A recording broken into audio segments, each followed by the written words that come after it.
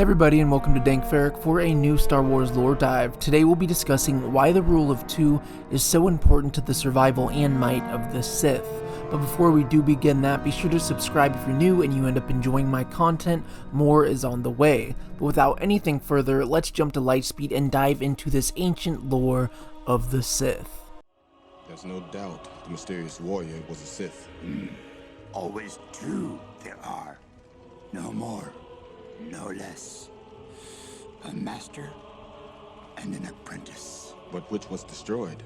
The master or the apprentice? We saw this happen many times over the generations that the main order of the Sith thrived. At some time in history, Sith killed more Sith than they killed Jedi or other enemies. So eventually this had to come to an end that came along after the likes of Tulak Hord, Darth Revan, Ajahn Tapal, or Darth Tenebrae, the Immortal Emperor. Instead, this came by a Sith Lord known by the name of Bane.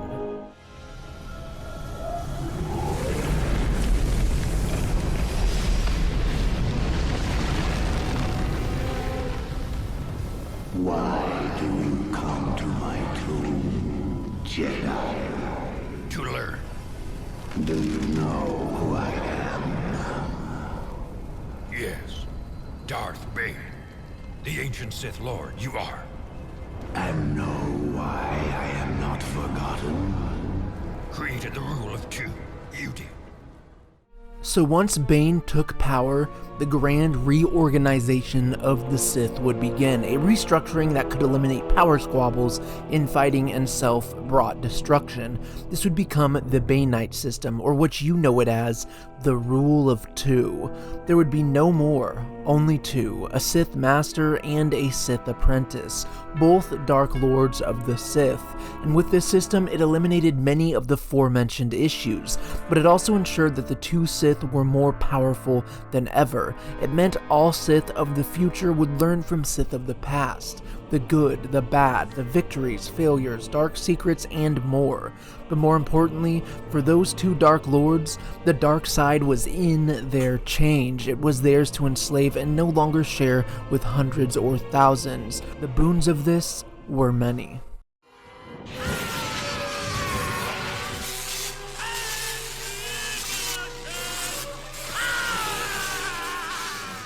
And because of the new rule of two, the cycle begins. A master rules and trains their apprentice just as Lord Vader trains beneath Sidious. Then, when the apprentice is truly ready for the mantle of master and has accumulated and grown in such a high deal of dark side power, they can kill their master, or at least attempt to. This is a test in itself. If the apprentice wins, they become the master and can find a pupil of their own. Or if the master wins, they can kill their apprentice to replace them, or they can lock their pupil into further service and tutelage. This is seen with Palpatine and Vader in the legends of old. The first and only reality of the Sith. There can only be two, and you are no longer my apprentice. You have been replaced. But now, before we close out, perhaps you're wondering just how Darth Bane eliminated all other Sith so he could reforge the Dark Religion in the Rule of Two. The answer is plotting and manipulation in a true Sith fashion. You see, the Jedi were closing in on the most powerful Sith Lord, his academy, and his lesser Sith. So this Lord, Sir Khan, gathered all of his people, all besides Darth Bane. It was in this gathering that Darth Bane used ancient Sith arts to detonate a power called a thought bomb. So when they came together, Khan and his Sith, this thought bomb unleashed the more pure and deadly surge of the dark side upon all surrounding it. This would destroy and came to destroy anyone and anything in an instant. Not even the most powerful of Sith or Jedi could withstand it. So with this thought bomb, the deed was done, and the Rule of Two could be implemented. But would this Rule of Two work?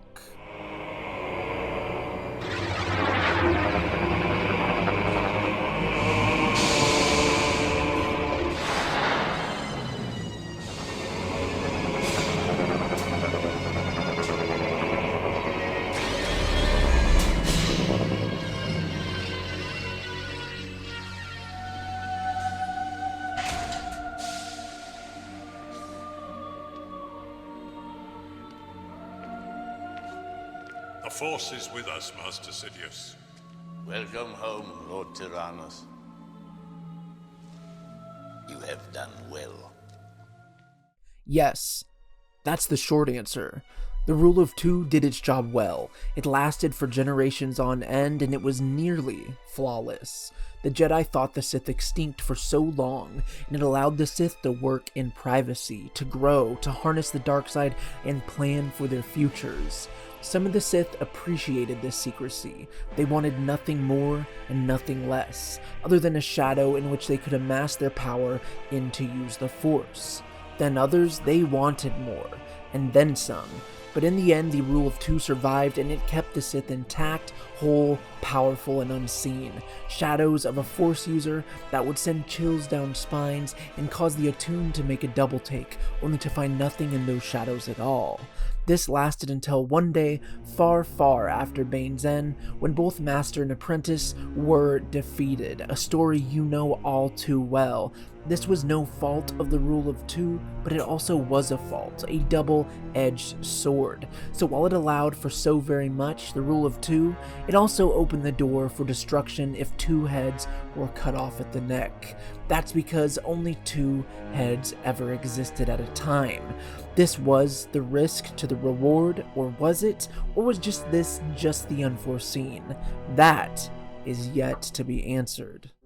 Thanks for checking out this Star Wars lore dive on Dank Ferric. If you enjoyed it, drop a like to help out the video and the channel as we're working on growing it up. Until next time though, remember, trust only in the Force.